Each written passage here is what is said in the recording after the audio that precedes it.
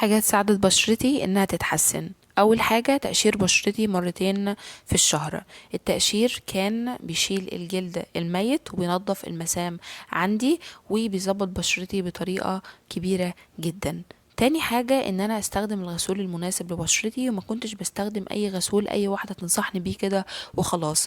انا رحت لدكتورة متخصصة وصفت لي غسول كنت بغسل بيه بشرتي مرتين في اليوم، كان بينضفها وكان بيرطبها وبيطريها، وجاب معايا نتائج جميلة جدا. تالت حاجة هي خطوة الترطيب، وكنت برطب بشرتي بمرطب بيحتوي على الهيلورونيك اسيد. كانت بشرتي بتبقى مترطبة وبتدي شكل جلوي وجميل كده.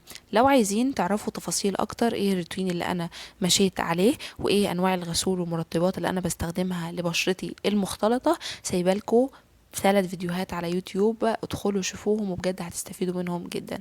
متنسوش اللايك والسبسكرايب.